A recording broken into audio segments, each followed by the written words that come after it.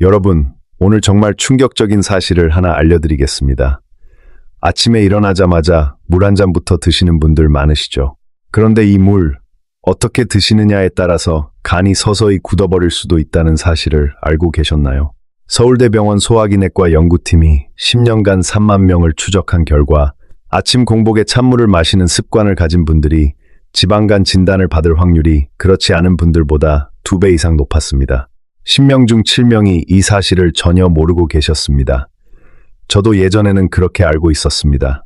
아침에 물 한 잔이면 다 좋은 줄 알았어요. 많은 분들이 그렇게 알고 계십니다. TV에서도 아침 물 한 잔이 건강에 좋다고만 말했으니까요. 우리 어른들께서도 그렇게 가르치셨죠. 그런데 최신 연구에서 완전히 다른 결과가 나왔습니다. 오늘 그 진실을 그리고 우리 간을 지키는 진짜 방법을 하나하나 알려드리겠습니다. 여러분, 30분만 시간을 내주세요. 오늘 이 시간이면 앞으로 10년, 20년 여러분의 간 건강이 완전히 달라질 수 있습니다. 오늘 저와 함께 4가지를 자세히 알아볼 겁니다. 첫째, 아침 공복에 절대 하면 안 되는 습관. 둘째, 우리 간이 보내는 위험 신호. 셋째, 간을 망가뜨리는 줄도 몰랐던 음식들 5가지. 그리고 넷째, 돈 한 푼 들이지 않고 간을 되살리는 방법까지 순서대로 말씀드리겠습니다. 우리 5060세대는 자식들 키우고 먹여 살리느라 정작 내 몸은 뒤로 미루고 살아왔습니다. 젊었을 때는 밥심으로 버텼고 몸이 조금 아파도 그냥 참고 일했습니다. 그동안 정말 고생 많으셨습니다. 이제는 우리 차례입니다. 손주들 재롱 오래 보시려면, 자식들에게 짐이 되지 않으시려면 오늘 이 30분이 정말 중요합니다. 그럼 바로 시작하겠습니다. 먼저 첫 번째 이야기입니다. 아침 공복에 우리가 무심코 하는 행동들이 간에 어떤 영향을 미치는지 정확히 알아보겠습니다. 여러분은 아침에 일어나서 제일 먼저 뭘 하시나요? 찬물 한 잔 벌컥 드시나요? 아니면 미지근한 물을 천천히 드시나요? 혹시 커피부터 드시나요? 이 3가지 중에서 여러분은 어디에 해당하시는지 잠깐 생각해 보세요. 우리 몸은 자는 동안 체온이 낮아집니다. 아침에 일어난 직후에는 몸이 아직 완전히 깨어나지 않은 상태입니다. 이때 갑자기 차가운 물이 몸속으로 들어오면 혈관이 순간적으로 수축합니다. 간으로 가는 혈류량도 함께 줄어듭니다. 간은 우리 몸의 공장과 같습니다. 밤새 쌓인 노폐물을 분해하고 필요한 영양소를 저장하고 독소를 걸러내는 일을 쉬지 않고 합니다. 그런데 아침마다 찬물로 이 공장의 가동을 방해하면 어떻게 될까요?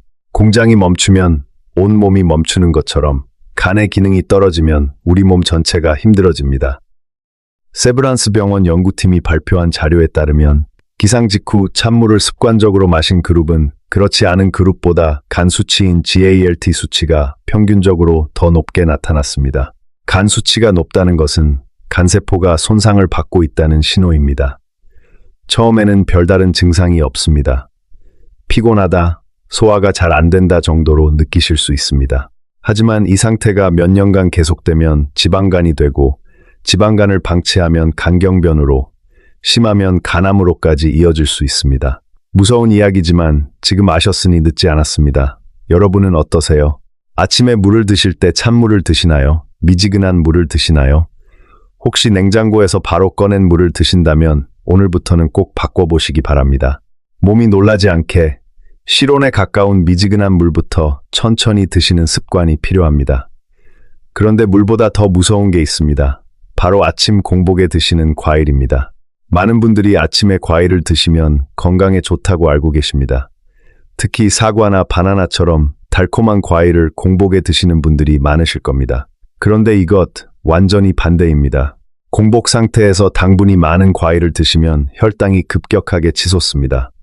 혈당이 급격히 오르면 우리 몸은 인슐린을 왕창 내보냅니다. 인슐린은 열쇠와 같습니다. 세포의 문을 열어서 포도당이 들어가게 해주는 역할을 합니다. 그런데 이 열쇠가 너무 자주, 너무 많이 사용되면 자물쇠가 점점 닳아버립니다. 이게 바로 인슐린 저항성입니다. 그리고 여분의 당분은 결국 지방으로 바뀌어서 간에 차곡차곡 쌓이게 됩니다. 이렇게 쌓인 지방이 바로 지방간의 시작입니다. 국민건강보험공단 자료를 보면 한국인 10명 중 3명이 지방간을 앓고 있다고 합니다. 그런데 이 중 상당수가 자신이 지방간이라는 사실조차 모르고 있습니다. 증상이 거의 없기 때문입니다. 간은 침묵의 장기라고 불립니다. 통증을 느끼는 신경이 거의 없어서 상당히 진행될 때까지 아무 신호도 보내지 않습니다. 그래서 더 무서운 겁니다. 여기서 잠깐 여러분께 여쭤보고 싶습니다. 혹시 아침에 사과나 바나나를 그냥 드시나요? 아니면 다른 음식과 함께 드시나요? 이 질문에 그냥 드신다고 답하신 분들이 계시다면 오늘부터는 꼭 단백질이나 견과류와 함께 드시는 걸 권해드립니다. 과일만 단독으로 드시면 당분이 너무 빠르게 흡수됩니다. 견과류 몇 알만 함께 드셔도 흡수 속도가 훨씬 느려집니다. 한 가지 더 말씀드리고 싶은 습관이 있습니다. 바로 아침 공복 운동입니다. 요즘 건강을 위해서 아침 일찍 공복 상태로 걷기 운동이나 등산을 하시는 분들이 많습니다. 좋은 습관이라고 생각하실 수 있지만 공복 상태에서 갑자기 격렬한 운동을 하면 오히려 간에 부담을 줄 수 있습니다. 에너지가 부족한 상태에서 몸이 무리하게 되면 간이 저장해둔 글리코겐을 급하게 꺼내 쓰면서 스트레스 호르몬이 과다하게 분비됩니다. 이 스트레스 호르몬은 간에도 염증 반응을 일으킬 수 있습니다. 그렇다고 아침 운동을 하지 말라는 말씀은 아닙니다.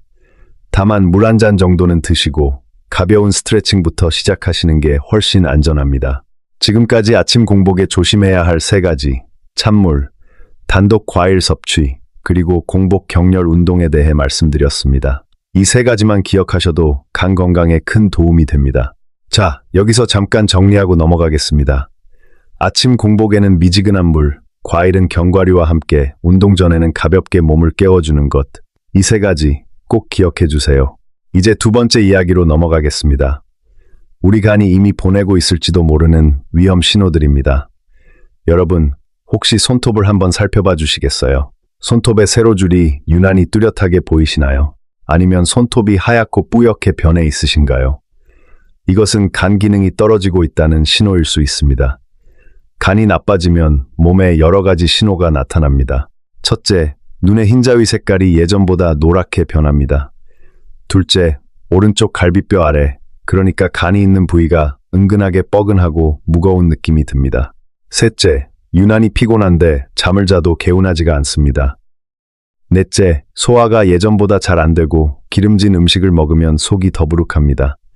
다섯째, 다리나 발목이 이유 없이 붓기도 합니다. 여섯째, 피부에 붉은 실핏줄 같은 자국이 생기기도 합니다. 이런 증상 있으시죠? 많은 분들이 이런 증상들을 그냥 나이 탓이라고 생각하십니다. 나이 들면 다 그렇다고 넘기시는 거죠. 하지만 이것 나이 탓이 아닙니다. 간이 지금 여러분에게 신호를 보내고 있는 겁니다. 여러분, 지금 이 순간 스스로에게 한번 질문해 보시기 바랍니다. 요즘 아침에 일어나면 개운하신가요? 아니면 여전히 피곤하신가요? 소화가 예전 같지 않다고 느끼시나요? 아니면 아직 괜찮으신가요? 혹시 이 2가지 중 하나라도 해당된다고 생각하신 분들이 계시다면 지금부터 드리는 이야기를 더욱 귀 기울여 들어주시기 바랍니다. 실제 사례를 하나 말씀드리겠습니다. 63세 여성분이 계셨습니다. 3년 동안 만성 피로로 고생하셨습니다. 아침에 일어나도 개운하지 않고 오후만 되면 몸이 천근만근이었습니다. 여러 병원을 다니시며 종합 비타민도 드셔보시고 홍삼도 드셔보셨지만 별다른 효과가 없으셨습니다. 그러다 결국 큰 병원에 가서 혈액 검사를 하시고 나서야 지방간이라는 진단을 받으셨습니다. 처음에는 크게 걱정하지 않으셨다고 합니다. 그런데 의사 선생님께서 이대로 방치하면 간경변으로 진행될 수 있다는 말씀을 하셨고 그제서야 심각성을 깨달으셨습니다. 그동안 아침마다 찬 우유와 시리얼로 간단히 때우셨고 저녁에는 반주로 매일 소주 한두 잔을 곁들이셨다고 합니다. 이분은 그날부터 딱 3가지를 바꾸셨습니다. 아침 찬 우유를 미지근한 두유로, 저녁 반주를 완전히 끊고 매일 저녁 20분씩 걷기를 시작하셨습니다. 일주일 후 처음에는 조금 허전하고 불편하셨다고 합니다. 하지만 2주 후 몸이 예전보다 가벼워졌다고 느끼셨습니다. 한 달 후 병원 재검사에서 간 수치가 눈에 띄게 좋아졌습니다. 석 달 후에는 의사 선생님도 놀랄 정도로 수치가 정상 범위에 가까워졌습니다. 이분은 이렇게 말씀하셨습니다. 이렇게 간단한 걸 왜 3년이나 몰랐을까요?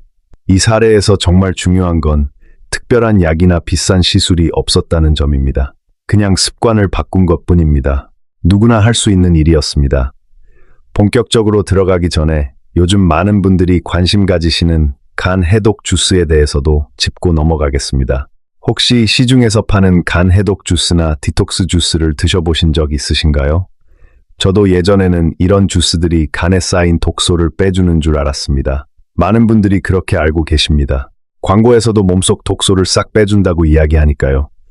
그런데 최신 연구들을 살펴보면 사실은 전혀 다른 이야기가 나옵니다. 우리 간은 원래부터 스스로 해독하는 장기입니다. 특별한 주스가 없어도 간은 24시간 쉬지 않고 독소를 걸러내고 분해합니다.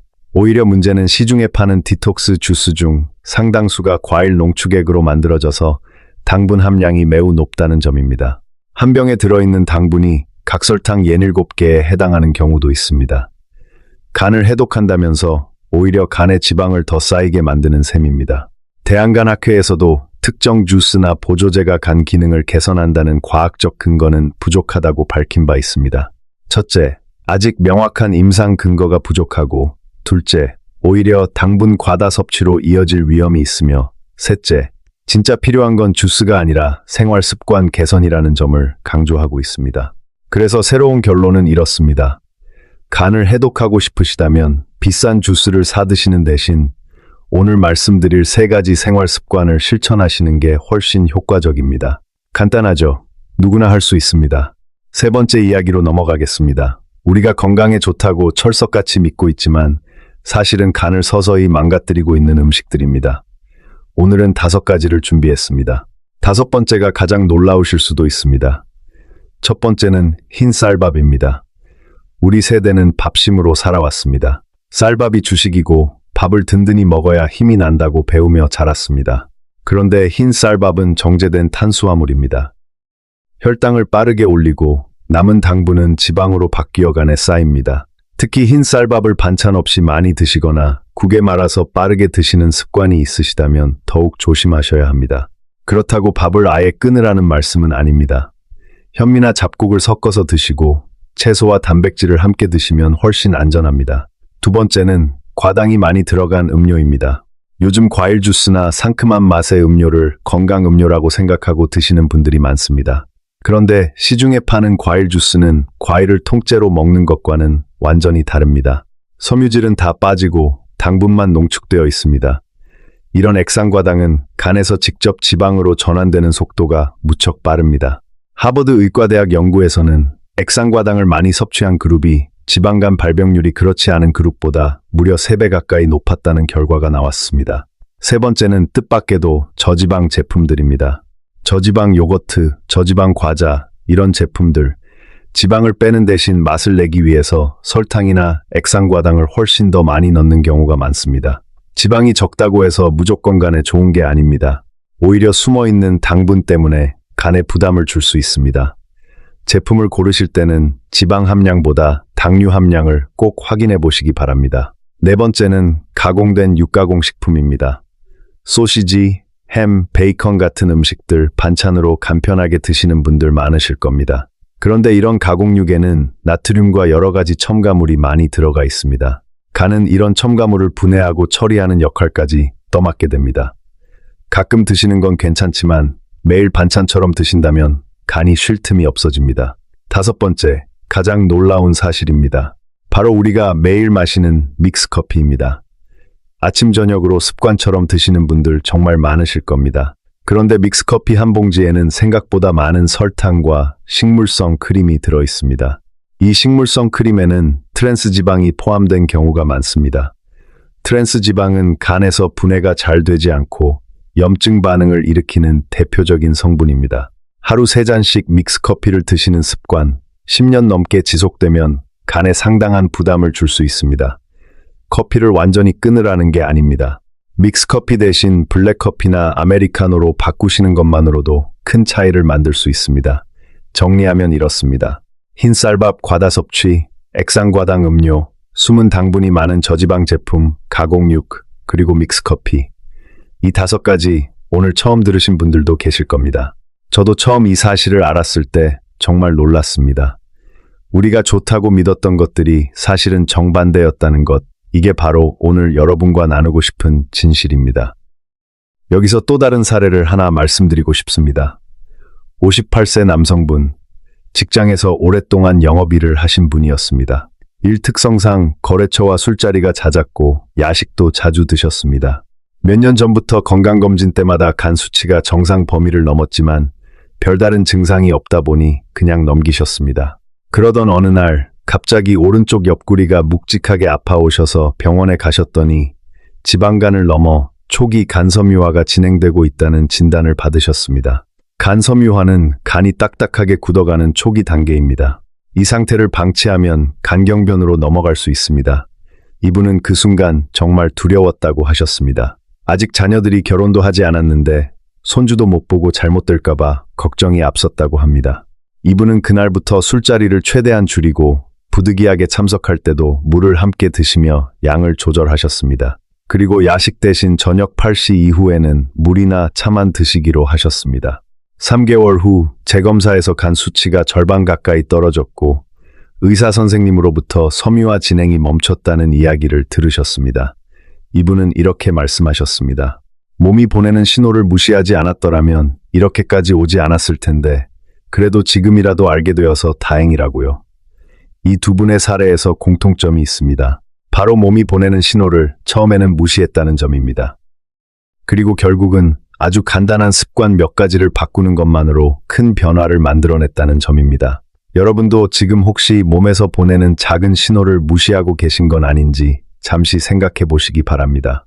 그럼 여기서 잠깐 여러분이 직접 확인해 보실 수 있는 자가 체크리스트를 준비했습니다. 지금부터 말씀드리는 항목 중에서 몇 개나 해당되시는지 마음속으로 세어보시기 바랍니다. 첫째, 아침에 일어나면 개운하지 않고 몸이 무겁다. 둘째, 오른쪽 옆구리 아래가 가끔 뻐근하다. 셋째, 기름진 음식을 먹으면 속이 더부룩하고 소화가 안 된다.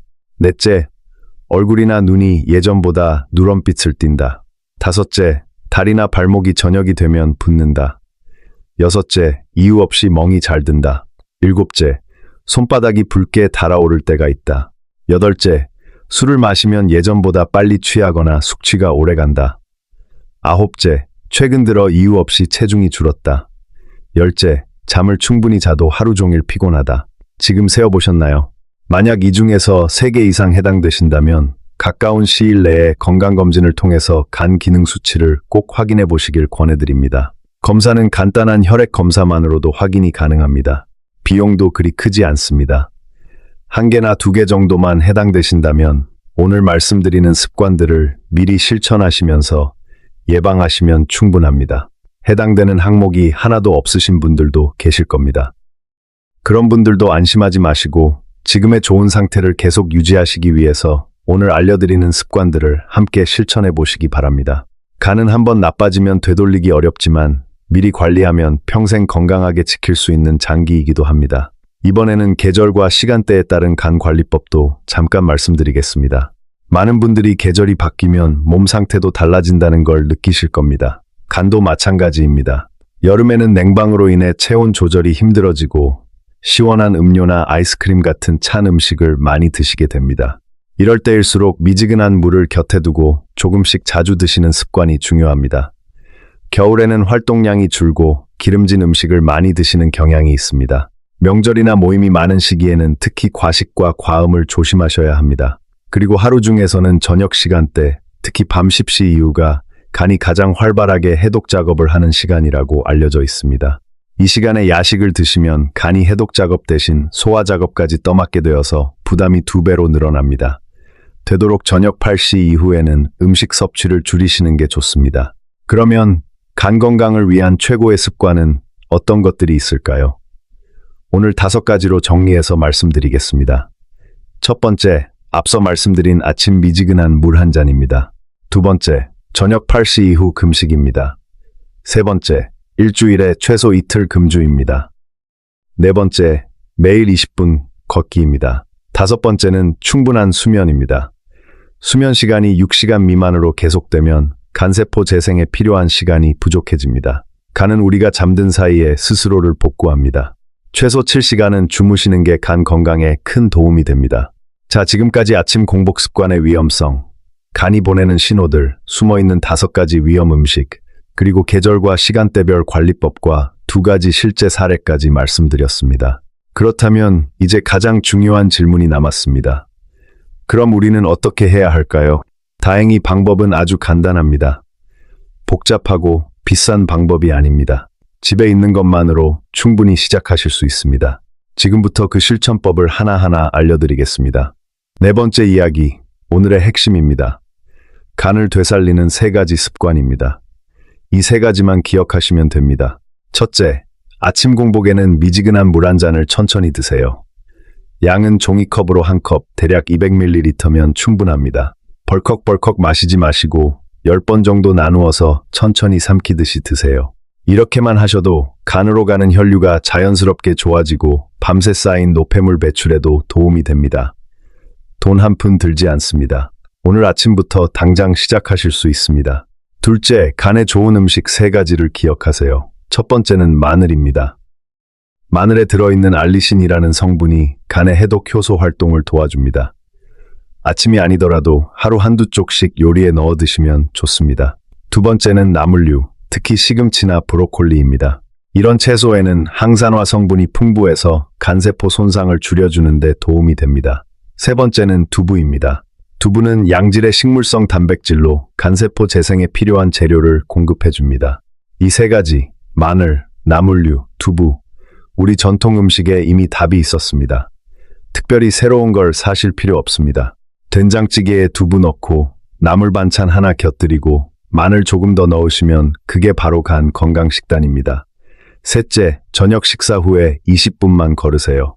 거창한 운동이 아닙니다. 집 근처를 천천히 한 바퀴 도는 정도면 충분합니다. 식후 걷기는 혈당이 급격히 오르는 것을 막아주고 간에 지방이 쌓이는 속도를 늦춰줍니다. 비용은 전혀 들지 않습니다. 신발 하나면 충분합니다. 여기에 한 가지만 더 보태겠습니다. 바로 술자리 습관입니다. 완전히 끊으라는 말씀은 드리기 어렵다는 걸 잘 압니다. 하지만 술을 드실 때는 반드시 물을 함께 드시고 일주일에 이틀은 완전히 쉬는 날로 정해두시길 권해드립니다. 간도 쉬는 시간이 있어야 회복할 수 있습니다. 공장도 계속 돌리기만 하면 고장이 나듯이 간도 마찬가지입니다. 여기서 꼭 한 가지 더 말씀드리고 싶은 게 있습니다. 바로 약과 영양제 습관입니다. 우리 세대는 몸이 조금만 아파도 진통제를 챙겨 드시는 경우가 많습니다. 무릎이 아프면 진통제, 두통이 있으면 또 진통제, 이렇게 그때그때 드시는 분들 많으실 겁니다. 그런데 진통제 중에서도 특히 아세트아미노펜 성분이 들어간 약을 정해진 용량보다 많이 또는 자주 드시면 간에 상당한 부담을 줄 수 있습니다. 간은 이 약물을 분해하는 과정에서 독성 물질을 만들어내는데 정상적인 경우에는 이 독성 물질을 다시 무해하게 처리합니다. 하지만 간 기능이 이미 약해져 있거나 약을 너무 자주 드시면 이 처리 과정이 감당하지 못하게 됩니다. 그리고 영양제도 마찬가지입니다. 요즘 홍삼, 밀크시슬, 각종 비타민을 한꺼번에 여러 개씩 드시는 분들이 많습니다. 몸에 좋다는 것을 다 챙겨 드시고 싶은 마음은 충분히 이해합니다. 하지만 영양제도 결국 간에서 대사가 이루어집니다.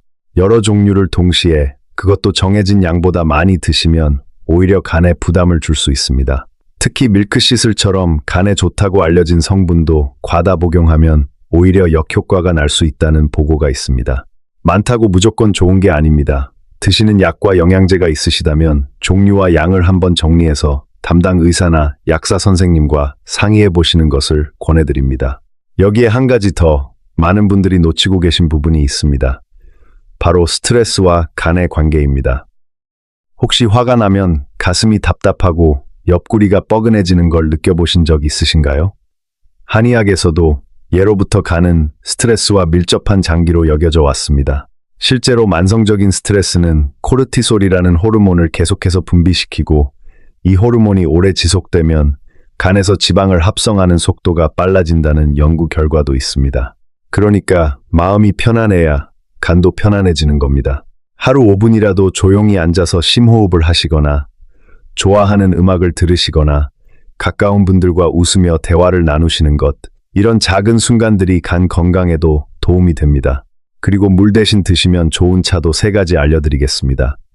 첫 번째는 결명자차입니다. 예로부터 눈과 간에 좋다고 알려진 차로 하루 한두 잔 정도 연하게 드시면 좋습니다. 두 번째는 헛개차입니다. 헛개나무 열매에는 간세포 보호에 도움이 되는 성분이 들어있다고 알려져 있습니다. 특히 술자리가 있는 날, 다음 날 드시면 도움이 될 수 있습니다. 세 번째는 둥굴레차입니다. 카페인이 없어서 저녁에 드셔도 부담이 없고 은은한 단맛이 있어서 믹스커피 대신 드시기에도 좋습니다. 다만 어떤 차든 너무 진하게, 너무 많이 드시는 것은 오히려 부담이 될 수 있으니 적당히 드시는 게 중요합니다. 혹시 지병이 있으시거나 드시는 약이 있으시다면 새로운 차를 드시기 전에 담당 의사 선생님과 먼저 상의하시는 게 안전합니다. 정리하면 이렇습니다. 첫째, 아침 미지근한 물 한 잔. 둘째, 마늘, 나물, 두부 이 세 가지 식품. 셋째, 저녁 식사 후 20분 걷기. 그리고 넷째, 일주일에 이틀은 술 없는 날. 이 네 가지만 지키셔도 여러분의 간은 눈에 띄게 좋아지기 시작합니다. 혹시 시간이 없으시다면 첫째만이라도 꼭 실천해 보세요. 아침 물 한 잔 바꾸는 것, 이것 하나만으로도 충분히 시작이 됩니다. 작은 습관 하나가 쌓이고 쌓이면 큰 변화를 만듭니다. 여러분, 이렇게 간단할 줄 몰랐다고 하시는 분들이 정말 많습니다. 앞서 말씀드린 63세 여성분도 그렇게 말씀하셨습니다. 복잡한 약도 비싼 영양제도 필요 없습니다. 우리가 이미 알고 있던 것들을 조금만 순서를 바꾸고 조금만 신경 써서 실천하는 것, 그게 전부입니다. 오늘 이 방법으로 건강을 지키시면 손주들과 놀이터에서 더 오래 뛰어놀아 주실 수 있습니다. 여행 가서도 지치지 않고 여기저기 다니실 수 있습니다. 자식들에게 병원비 걱정 끼치지 않고 오히려 건강한 모습으로 자식들을 안심시켜 드릴 수 있습니다. 그리고 무엇보다 또래 친구분들보다 훨씬 활기차고 젊어 보이실 겁니다. 주변에서 무슨 비결이 있냐고 물어보실지도 모릅니다. 자, 오늘 배운 내용을 다시 한번 정리해 드리겠습니다. 오늘 우리는 네 가지 큰 주제를 다뤘습니다. 첫 번째, 아침 공복 습관입니다. 찬물 대신 미지근한 물, 과일은 단독으로 드시지 말고 견과류와 함께 공복에는 격렬한 운동보다 가벼운 스트레칭부터 시작하시는 것. 이 세 가지를 말씀드렸습니다. 두 번째, 간이 보내는 위험 신호였습니다. 손톱에 세로줄, 눈에 노란기, 오른쪽 옆구리에 뻐근함, 개운하지 않은 피로감, 소화불량, 다리 붓기. 이런 증상들은 나이 탓이 아니라 간이 보내는 신호일 수 있다는 것을 말씀드렸습니다. 세 번째, 간을 망가뜨리는 5가지 숨은 음식이었습니다. 흰 쌀밥 과다 섭취, 액상과당 음료, 저지방 제품 속 숨은 당분, 가공육, 그리고 믹스커피. 이 5가지를 조심하셔야 한다는 것을 말씀드렸습니다. 그리고 네 번째, 간을 되살리는 실천법이었습니다. 아침 미지근한 물 한 잔, 마늘, 나물, 두부 식단, 저녁 식후 20분 걷기, 일주일에 이틀 금주, 저녁 8시 이후 금식, 그리고 충분한 수면과 마음의 안정까지 이 6가지를 말씀드렸습니다. 중간에 말씀드린 두 분의 사례도 기억해 주세요. 63세 여성분은 아침 습관과 저녁 걷기만으로 석 달 만에 간 수치를 정상 범위 가까이 되돌리셨고 58세 남성분은 금주와 야식 줄이기만으로 간섬유화 진행을 멈추셨습니다. 두 분 모두 특별한 약이 아니라 습관을 바꾸는 것으로 변화를 만드셨습니다. 이것만 기억하세요. 아침엔 미지근한 물, 식탁엔 마늘과 나물과 두부, 저녁엔 20분 걷기, 저녁 8시 이후에는 금식, 일주일에 이틀은 술 없는 날, 그리고 하루 7시간 이상의 충분한 수면, 이 6가지면 충분합니다. 우리 세대는 정말 고생 많으셨습니다.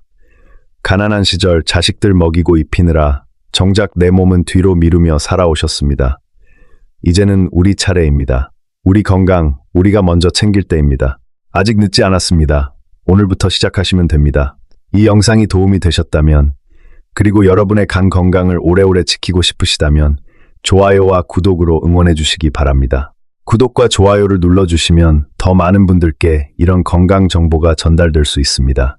댓글에 여러분이 직접 실천해 보신 경험이나 궁금하신 점을 남겨주시면 서로에게 큰 힘이 됩니다. 우리 모두의 건강을 위해 오늘부터 함께 실천해 봅시다. 다음 시간에는 더 유익한 건강 정보로 다시 찾아뵙겠습니다. 오늘도 시청해 주셔서 진심으로 감사합니다. 늘 건강하시고 가족들과 함께 행복한 하루 되시길 바랍니다.